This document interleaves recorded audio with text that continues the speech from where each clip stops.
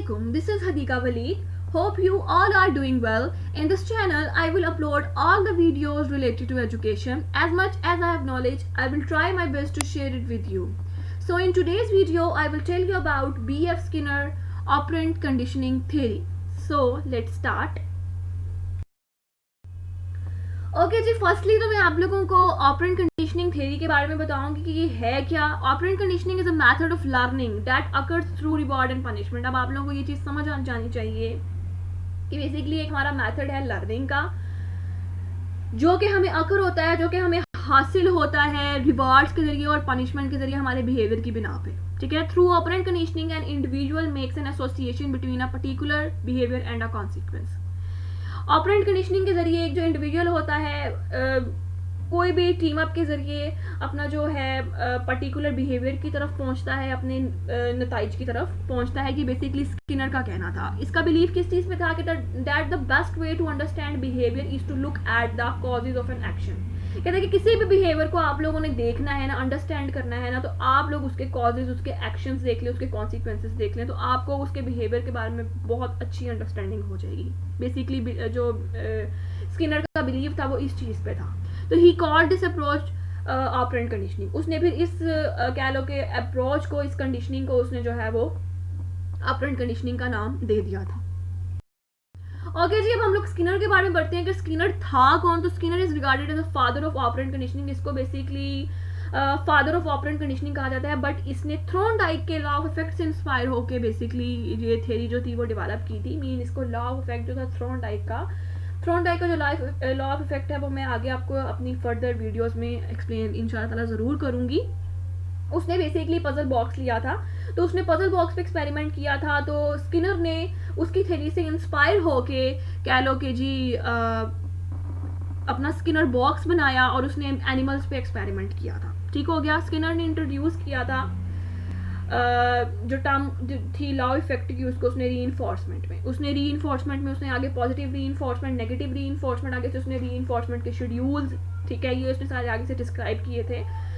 जो बेसिकली ये थ्योरी है ये काफ़ी इंटरेस्टिंग थ्योरी है. इसमें कह लो कि वो कहते हैं ना कि try again and again till you succeed. यही बेसिकली इस थ्योरी का जो है वो पॉइंट ऑफ व्यू है.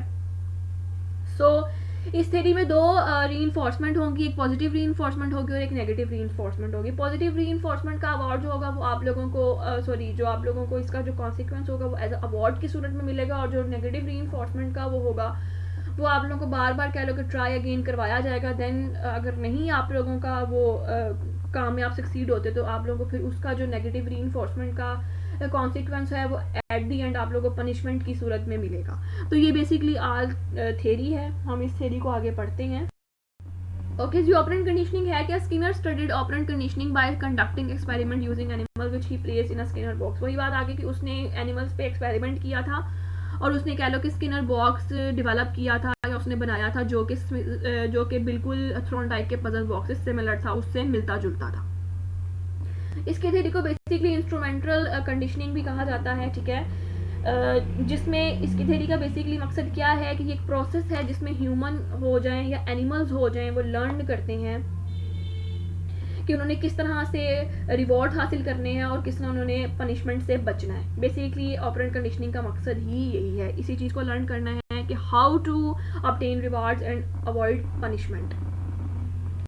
ओके जी, ये बेसिकली स्किनर बॉक्स है. मैं आप लोगों को थ्योरी को स्टार्ट करने से पहले स्किनर बॉक्स के बारे में थोड़ा सा बता देती हूँ ताकि आप लोगों को थोड़ा सा नो हाउ हो जाए कि इस थ्योरी में आगे हम लोगों ने फर्दर क्या पढ़ना है. ये बेसिकली आप लोगों को एक बॉक्स नज़र आ रहा है जिसमें एक रैट है और उसके नीचे एक ग्रिल टाइप लगी हुई है, ग्रिल टाइप बनी हुई है जिसको हम लोग इलेक्ट्रिक ग्रिड कहते हैं. यहाँ पे आपको साइड पे फूड कप नज़र आ रहा होगा, आपको पैलेट डिस्पेंसर नज़र आ रहा है, स्पीकर हैं, सिग्नल लाइट्स हैं, लिवर हैं, डिस्पेंसर ट्यूब है. अब इस थ्योरी को मैं आप लोगों को गाइड कर देती हूँ कि बेसिकली ये थ्योरी है क्या. इसमें अब स्किनर ने क्या किया कि इसने एक रैट लिया, उसने एक रैट को एक पूरा दिन भूखा रखा. भूखा रखने के बाद उसने रैट को इस बॉक्स के अंदर ना घुसा दिया. इसने अब उसकी डायरेक्शन क्या थी कि ये जो ग्रिड है इसके ऊपर अगर ये पैरेलल बिल्कुल सीधा चलेगा तो इसको लिवर मिलेगा. लिवर प्रेस करने से इसको फूड जो होगा वो डिलीवर हो जाएगा. और अगर ये बिल्कुल मतलब कि रैट जो है वो अगर स्किनर बॉक्स में कहीं उसकी डायरेक्शन जो है वो चलने की या उसकी उछलने की वो गलत हो गई है, तो उसने साथ ही टू शॉक जनरेटर भी रखा हुआ है ताकि इसको झटका भी लगे, इसको मीन पनिशमेंट भी मिले। इलेक्ट्रिक ग्रिड जो है जाहिर है वो लोहे की है, तो जब वो शॉक लगेगा तो इलेक्ट्रिक ग्रिड भी है वो भी करंट देगी। तो उसने बेसिकली इसमें पनिश भी रखी हुई थी और इसमें रिवॉर्ड भी रखा हुआ था। तो हम आगे से पढ़ते हैं कि कैसे नेगेटिव रीइंफोर्समेंट पॉजिटिव रीइंफोर्समेंट मिली, क्या रैट सीख पाया, क्या इसमें सारा फर्दर प्रोसीजर है। ठीक हो गया? ओके जी, तो सबसे पहले इसमें न्यूट्रल ऑपरेंट्स आ जाते हैं, जो मैंने आप लोगों को पिछली थ्योरी में डिस्कस किया था क्लासिकल कंडीशनिंग में।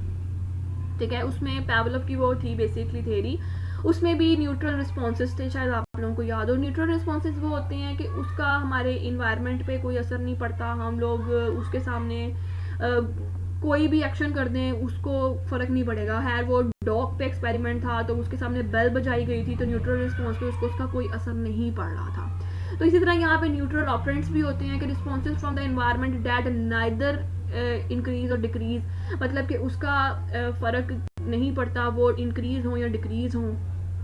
ठीक हो गया? आगे रीइंफोर्सेस है। रीइंफोर्सेस मैंने आप लोग को पहले भी बताया है कि पॉजिटिव रीइंफोर्स भी होंगे और नेगेटिव रीइंफोर्स भी होंगे। Responses from the environment that increase the probability of a behaviour being repeated, mean कि अगर आप लोग अच्छा काम करोगे तो आप लोगों को उसका जो सिला होगा वो एज अ रिवॉर्ड की सूरत में मिल जाएगा, और अगर आप लोग का काम जो है वो गलत हो गया है, मीन आप लोग ने टेस्ट पास नहीं किया, तो आप लोग उसको अगेन रिपीट करेंगे। कोई ना कोई ऐसा वक्त तो आएगा ना कि आप उस पेपर को पास कर जाएं। तो बेसिकली इस थ्योरी का बुनियादी मकसद है ही यही कि try again and again till you succeed. आप लोगों को कभी ना कभी तो आप लोगों को फतह मिलेगी ही। और पनिशर्स में यही है कि पनिशमेंट में responses from the environment that decrease the likelihood of behaviour being repeated, mean हमारा वो जो लाइकलीहुड होता है ना वो उसको डिक्रीज ही कर देता है कि अब हम लोगों ने इसको रिपीट नहीं करना पनिशमेंट को। मीन हम लोगों ने कोई अच्छा काम करना है ताकि हम लोगों को पनिशमेंट मिले ही ना। ठीक है ना? तो पनिशमेंट जो होती है ना वो हमारे बिहेवियर्स को बेसिकली वीक कर देती है बहुत ज़्यादा।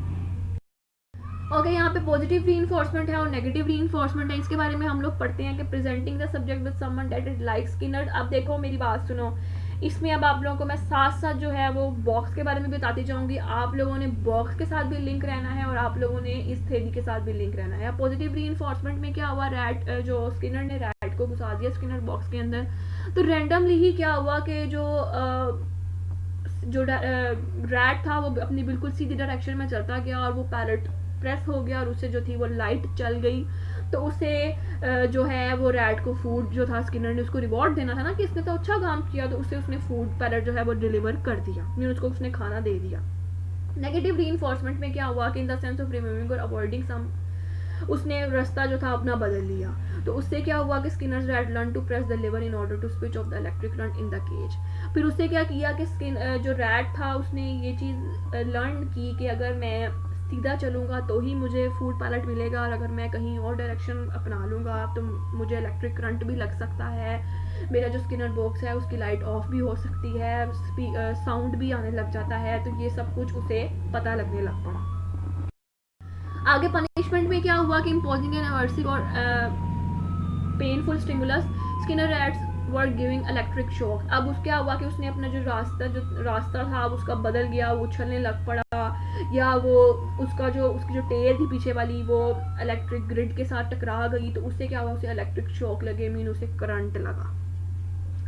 अब यहाँ पे बेसिकली रीइंफोर्समेंट के जो है वो शेड्यूल स्टार्ट हो गए हैं। इसमें प्राइमरी रीइंफोर्सेस हम लोग पढ़ेंगे, सेकेंडरी पढ़ेंगे। तो ये हम लोग देखते हैं कि ये क्या चीज़ है। दीज आर स्टिमुलाई, ये मैं प्राइमरी रीइंफोर्सर्स के बारे में आपको बताने लगी हूँ। ये क्या चीज़ है। These are stimuli which are naturally reinforcing because they directly satisfy a need. अब बेसिकली जो प्राइमरी रीइंफोर्सेस होते हैं ये बेसिकली नेचुरली हम लोगों को रीइंफोर्स करते हैं क्योंकि ये हम लोग को डायरेक्टली सेटिस्फाई कर रहे होते हैं। लाइक हमारा फूड, वाटर, इनके बगैर बेटा हम लोग ज़िंदगी गुजार ही नहीं सकते हैं।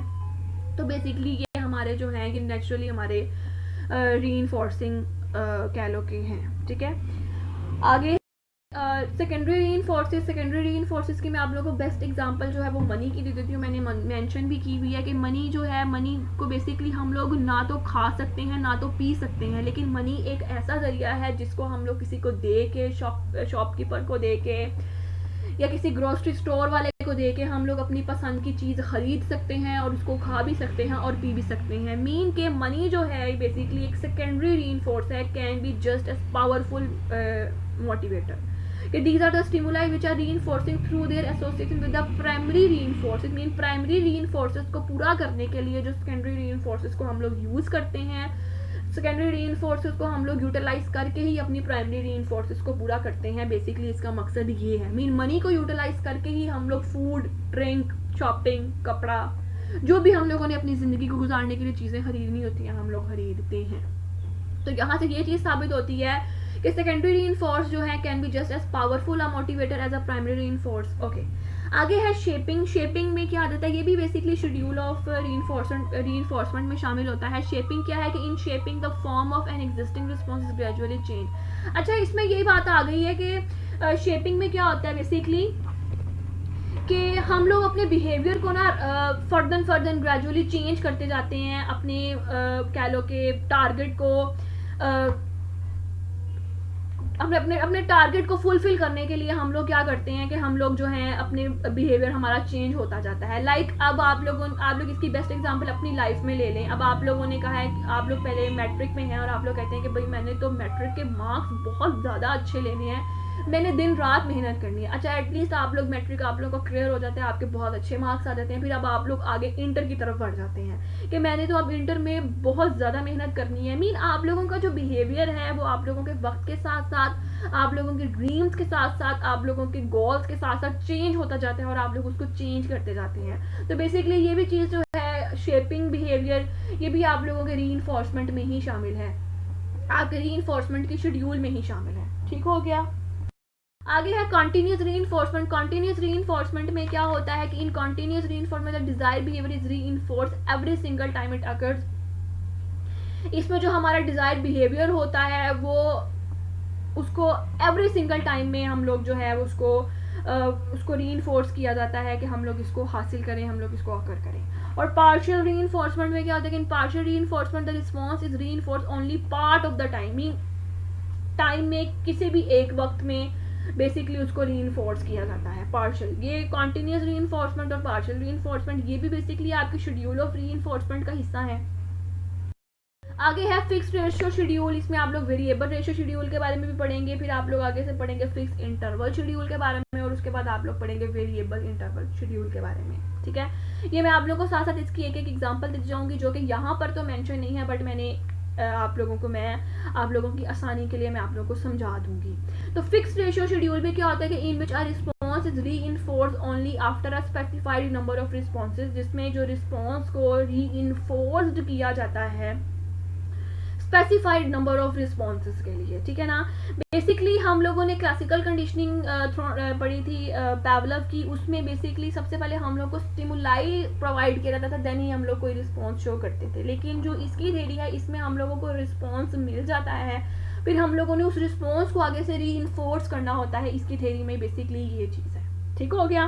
तो in which response is reinforced only after a specified number of responses, this schedule provide a high steady rate of responding with only a brief pause after the delivery of the reinforces. इसमें मैं आप लोगों को एक example दे देती हूँ कि rat को जो है वो फूड पैलेट जो है वो डिलीवर हो जाता है जब वो उसको 5 दफ़ा प्रेस करता है। इसकी आप लोग एग्जांपल ये ले लेते हैं। वेरिएबल रेशियो शेड्यूल में क्या होता है कि when a response is reinforced after an unpredictable number of responses, ठीक है, this schedule creates a high steady rate of responding. इसमें क्या होता है कि हम लोग को रैट को फूड पैलेट जो है वो डिलीवर हो जाता है जब वो एक बार प्रेस करता है, उसके बाद जब दोबारा वो प्रेस करता है तो उसको चौथी बार प्रेस करने पे मिलता है, और उसको जब तीसरी बार अगेन प्रेस करता है तो उसको 2 बार प्रेस करने पे फूड पैलेट जो है वो डिलीवर हो जाता है।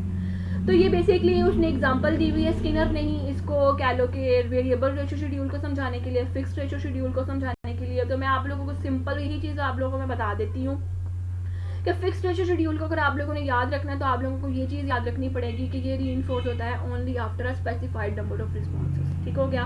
और वेरिएबल रेशियो शेड्यूल को हम लोग याद रखो कि ये रीइंफोर्स होता है after an unpredictable number of responses के बाद। ठीक है ना। मीन उसने देखे अनप्रेडिक्टेबल, उसने 3-4 बार प्रेस किया तो देन ये would deliver a food pellet. लेकिन फिक्स्ड रेशियो शेड्यूल में क्या क्या हुआ कि उसने जब पहली दफ़ा ही 5 दफ़ा प्रेस कर लिया तो उसको कह लो कि वो फूड पैलेट जो है वो डिलीवर हो गया। आगे हम लोग पढ़ते हैं फिक्स इंटरवल शेड्यूल के बारे में और वेरिएबल इंटरवल शेड्यूल के बारे में। अब यहाँ पे क्या चीज़ बताई गई है कि इसमें where the first response is rewarded only after a specified amount of time has elapsed। अब इसमें क्या होता है कि जो आप लोगों को फर्स्ट रिस्पॉन्स जो होता है ना उस पर जब आपको अवार्ड मतलब आपको रिवॉर्ड मिल जाता है, जब आप लोग एक दफ़ा ही आपकी स्पेसिफाइड अमाउंट जो है वो आप लोगों से इलैप्स्ड हो गई है, मीन वो गुजर गई है, मीन एक स्पेसिफाइड परफॉर्मेंस। तो this schedule causes high amounts of responding near the end of the interval but slower responding immediately after delivery of the reinforcer. अब इसमें उसने क्या चीज़ बताई हुई है,